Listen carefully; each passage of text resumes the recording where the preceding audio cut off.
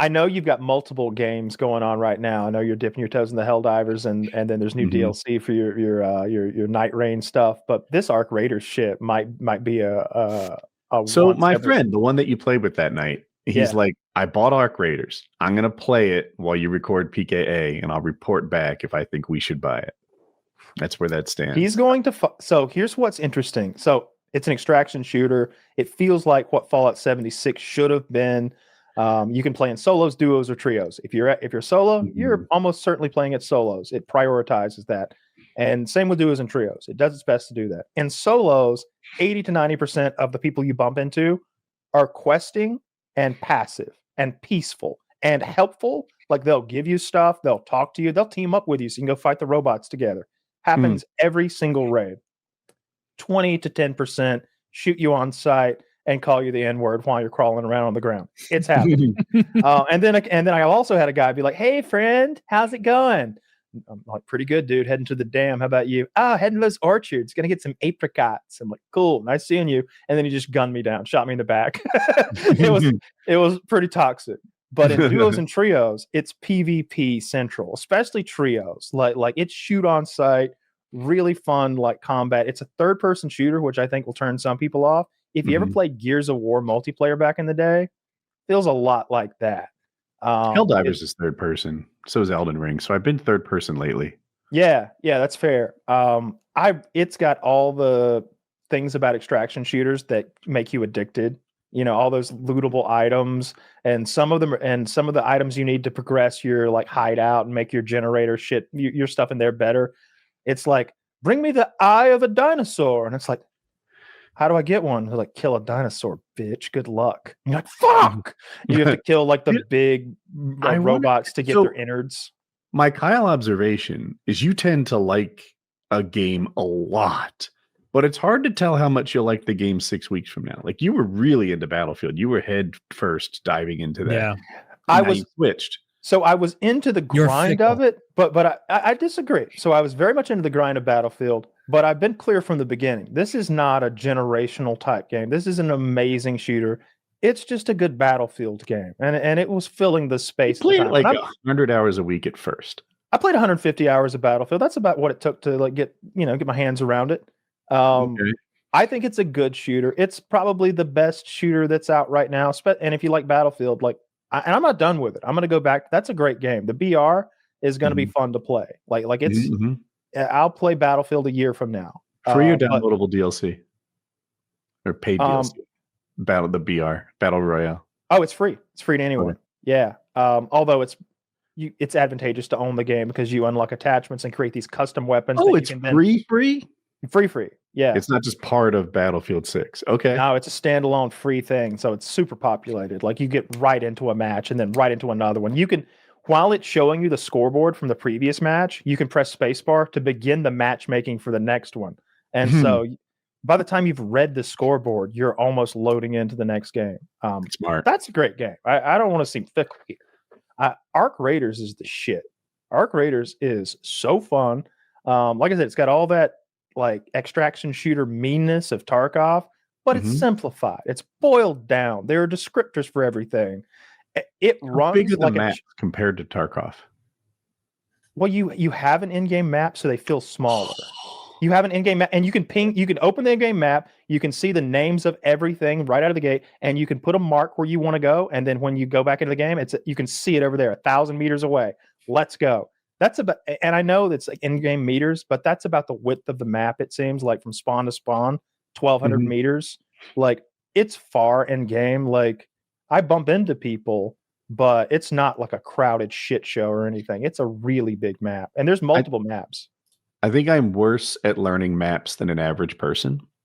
And there was a time when I knew Tarkov maps pretty well, like custom, everything but interchange. I knew it really well, like in lots of lines of sight and where the spawns were and what to expect. And when I went back to it, I wasn't that guy. And I was like, gosh, I didn't think I was going to lose map knowledge, but here I am not remembering the scav extracts, for example. I didn't scav very much.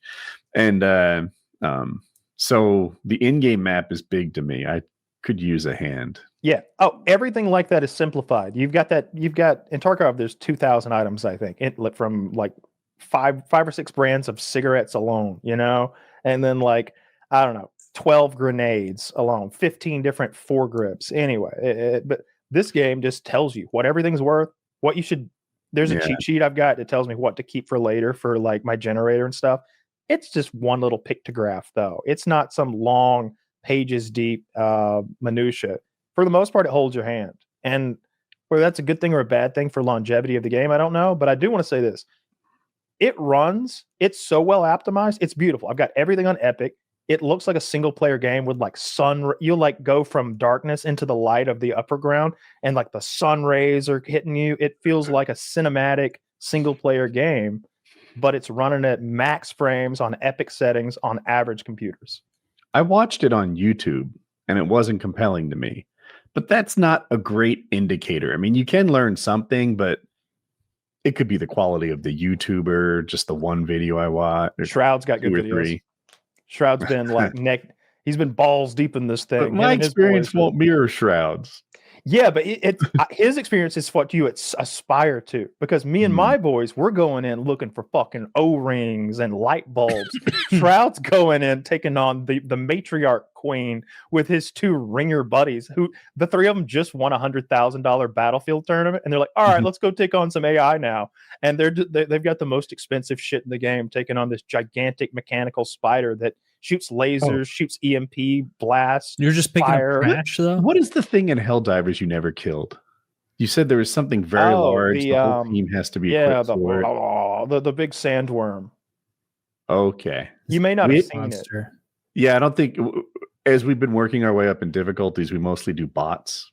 And we're on difficulty 7 out of 10 now for anyone listening. And we're pretty comfortable there. We just unlocked 8, but haven't tried it yet.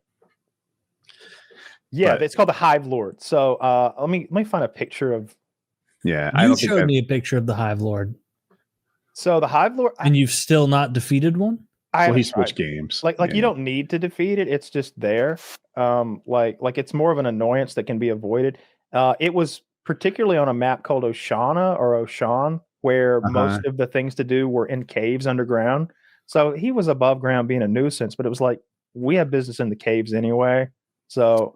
And he is a bitch to kill, like, and you don't get anything for killing him. What difficulty level do you have to be to get one? I don't know. I play on 7 to 10, depending on who I'm playing with.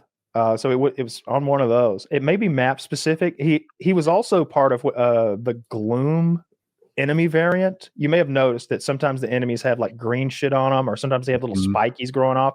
Those are the various variants. It's like this is a medium enemy. This is a Hive Guard or whatever. But this is the Gloom Hive Guard. And I think the Gloom guys burrow underground. So that whole part where you get to shoot them on their approach is eliminated because they're burrowing underground toward you and they pop up in your face and fuck you up. So you have to use explosives to bring them out of the ground and take them on. It's the whole thing. Last night we were playing. I have a Discord that it was more popular when I was streaming. But my friends and I use it to like do group chats. And Ghost Prodigy popped in. I think he used to play with him a lot. And he ran some Helldivers with us. Yeah, played well. Yeah. I definitely want to. I hope you'll try Smart Raiders at some point because I think it's the best extraction shooter there is. I think it's better than Tarkov. It's a different thing than Tarkov, but it's doing all the things that Tarkov wants to do. I feel like this is a repeat conversation because I feel like there have been other games that enticed you away from Tarkov, and then you have another extraction shooter to Tarkov as the core, most complex, most difficult, I guess, of this genre. Yeah, if you're going for hardcore, then that's always going to be Tarkov, and I still think Tarkov is an amazing, wonderful game. It just has those serious flaws. This is different though. This is more. So first of all, it's like a AAA game, so there's like cutscenes and there's a storyline and there's characters and. Everything looks good. Everything works. There's no like game breaking bugs. I haven't seen any cheaters. And it's got kind of a fun vibe to it. That ain't Tarkov at all. Tarkov doesn't even have emotes. Like I don't even think you can wave in Tarkov. It's just there are no women in Tarkov. It's all that seems like a good thing, right? There's some voice lines you can do in game. Mm. Like, this way, follow me. Oh yeah. But they're like military commands. Affirmative. Yeah. Doesn't The that affirmative, right? almost endear you to the game a bit more, knowing that at no point Peter Griffin is going to be twerking? So that's a different thing. That's selling out to like mixing other properties in. That I'm disgusted with when it doesn't work. Like if you had a game about the Simpsons, if you had Simpsons game and Peter showed up, that's fine. Yeah. But bringing Peter Simpsons into Crazy Call of Duty is Taxi. crazy. I follow the selling out argument you're making, and I get it. But I think Taylor would feel the same way about the Carlton dance in Tarkov. It's silly. It's not selling out, but it still doesn't. Yeah, it's silly. It's not really playing into the vibe. Yeah, I guess so. This game doesn't really have that hard. People wear quirky things like the gear is. You're like wearing like space suits and like weird flight suits and stuff, but it's nothing like cartoonish. It's more just it's a wacky alternate universe. If more that I way. give Arc Raiders a try, do I need the $40 or $60 version? 40 for sure. $60 is cosmetics, as far as I've seen. Oh, okay. Yeah, just getting better cosmetics. What did you get? Did you buy the 60? I bought the $40 version, and then I bought $20 worth of credit because I wanted a mohawk, and I also wanted a different backpack. It looks Dude, you're the dream consumer. You got to understand, you can get the $40 edition now, or pay $20 to upgrade. But if you get it together, it's only $19.99 more. Oh wow! Oh no, there's no savings to be had. So you don't want to leave money on the table.